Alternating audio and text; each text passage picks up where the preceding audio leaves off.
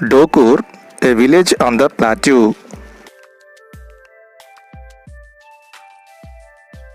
Dear children, today we are going to discuss a lesson, Dokur, which is located on the plateau region. In this lesson, we are going to discuss about what is a plateau, what type of climate is there, the types of soils, irrigation facilities, types of crops and market facilities and transport system. In the previous chapter we discussed about a lesson Penmakuru which is located in the Krishna Delta. It had plenty of water and rich soils. In Penmakuru village, the farmers access irrigation facilities with low cost and they can grow crops very easily. And the farmers can sell their produce nearby markets with the help of road transport. But the Dokur village is quite different when we compare with Penmakuru village. Let's discuss the differences between Penmakuru and Dokur village. So we know already the Dokur village is on the plateau region. So let's discuss what is a plateau. A plateau is an elevated flat land. It is a flat tapped tableland standing above the surrounding area. Plateau is also called a tableland. Mountains are pointy or curvy on the top with the shape of a cone, whereas plateaus look like large table on the surface of the earth.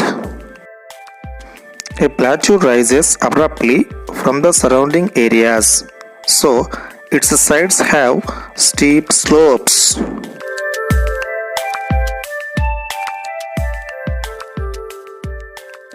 Plateaus are generally found near mountains or surrounded by mountains. Most of the plateaus are very large and extend over hundreds of kilometers. Plateau may have one or more sides with steep slopes. The height of plateaus often varies from few hundred meters to several thousand meters.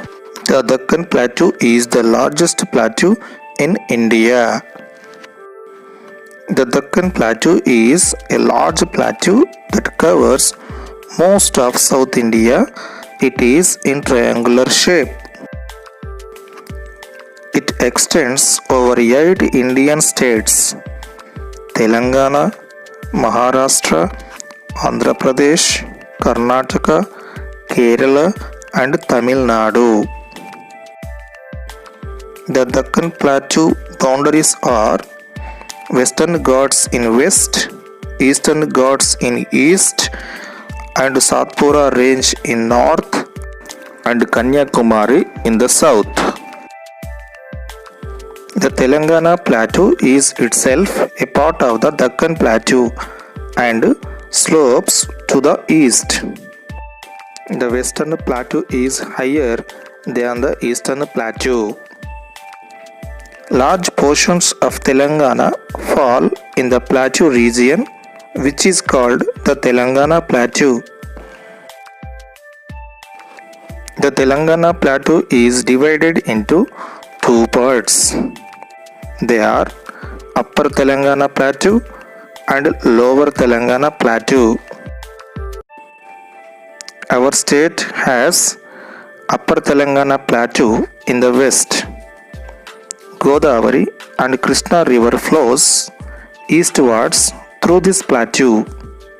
The twin cities, Hyderabad and Secunderabad cities, Sangareddy, Mahbubnagar and West Nalgonda towns are located on the Upper Telangana Plateau. The Lower Telangana Plateau is in the east. Kombrambim Asifabad, Jagityal, Manchiryal, Karimnagar, Peddapalli, Jayashankar Bhupalapalli, Warangal Rural, Warangal Urban, Bhadradri Kottagudem, Khammam, Suryapet, Nalgonda are located in the lower Telangana plateau. In the Krishna Delta, the lands are flat and they stretched thousands of kilometers and there are no hills. But in the plateaus have several small hills, hill ranges and hillocks. And the flat areas are in between the hills and hill ranges. So there are less flat lands in the plateau region. So in the plateau region, cultivation and settlement is possible only in small areas. The plateau region is also rocky with thin layers of soils. Location of Dokur. Dokur is in the Devarakadra Mandal in Mahbubnagar district and it is around 25 kilometers away from Mahbubnagar town. Dokur is about 130 kilometers from Hyderabad. To reach Dokur from Hyderabad, one needs to travel to Mahbubnagar district headquarters and then to Devarakadra Mandal on the surfaced Hyderabad-Raichur road and then travel a further distance of 7 kilometers south on a metal road. Auto rickshaws and buses are the main means of transportation from Devarakadra to Dokur. The old name of this village is Dakur and it comes from the Urdu word Daku, which means dacoit. Dacoits means a group of thieves. Many years ago, dacoit groups lived in the area surrounding Dakur. Why did the dacoits live in this area? Because it was easy for them to hide among the heavy bushes in the surrounding forest area. But nowadays the situations were changed. There are no dacoits in this village. The people are doing different activities and jobs. Today the village is called Dokur, not Dakur. It is a Dokur. Climate in Dokur. The temperature of this region goes up to 40 degrees Celsius during the summer season from February to June. So the temperature is very high in this region. However, during the winter months from November to January, the temperature during the day is usually between 20 degrees Celsius and 30 degrees Celsius. So the temperature is low in the winter season. So the temperature is 40 degrees Celsius during the summer season and 20 to 30 degrees Celsius during the winter season. So this is extreme type of climate. So that means during the summer the temperature is very high and during the winter season the temperature is low. So there is a variation between higher temperature and lower temperature. So this is called extreme type of climate. But this is quite different in the Krishna Delta. In the Krishna Delta, the temperature is not too much high, not too much low. It is moderate. Why? Because it is near to the ocean, near to the sea. Rainfall in Dokur village. In Dokur village, the rain is scanty and irregular. Scanty means very low. It varies a lot from year to year and therefore it is unpredictable. The rains do not fall regularly in this region. If the rainfall in this year may not fall in the next year. It is difficult to predict rainfall in the coming season. Why is the rainfall scanty in Dokur? Why is there little rainfall in Mahbubnagar and Joglamba districts? During the summer season from June to October, the winds blow into our country. The winds which come all the way from the Arabian Sea and the Bay of Bengal are called monsoon winds. They are also called southwest monsoon winds as they blow from that direction. These winds blow only in the summer. The mountain ranges like the Western Ghats come in the path of rain-bearing winds. When the monsoon winds blow over the Western Ghats, the mountains receive heavy rainfall. So the Western Ghats received heavy rainfall in the windward direction and less rainfall in the leeward direction. So the mountains have two sides, windward and leeward. The area of rainfall in the Western Ghats is called the windward, and the area that does not rain is called the leeward. The Western Ghats are located towards western side of Telangana on the western direction of Deccan Plateau. So the Telangana is located leeward side of the Western Ghats. The monsoon winds enter into our Telangana state over the Western Ghats. The southwest monsoons bring normal rains to Telangana. The north and eastern parts of the Telangana receive heavy rainfall. Large areas in the Telangana plateau receive low rainfall.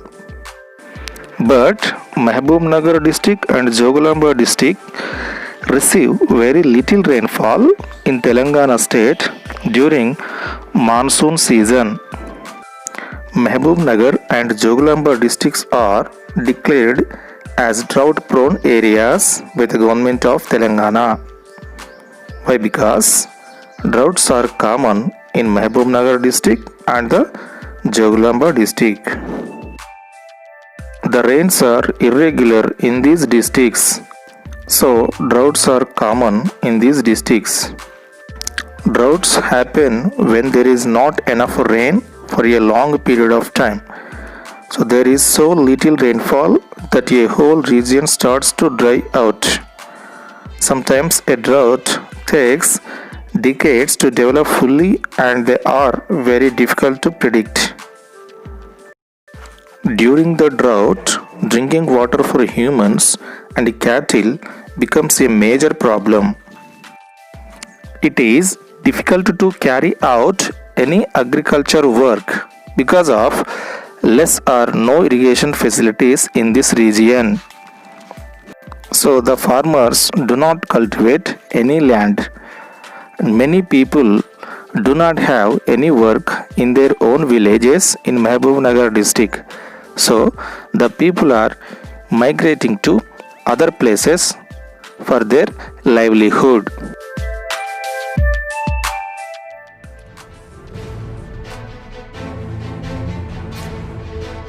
తెలంగాణలోనే విస్తీర్ణంలో అతిపెద్ద జిల్లా మహబూబ్ నగర్.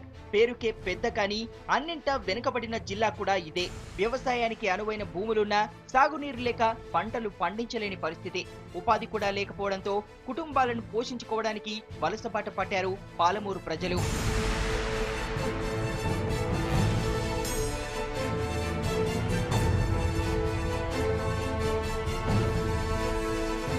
ప్రభుత్వాలు మారినా ఇక్కడి జనం తలరాత మాత్రం మారలేదు. ఎన్నికలప్పుడు హామీలు గుప్పించిన నేతలు ఆ తర్వాత అభివృద్ధి చేయడం మర్చారు.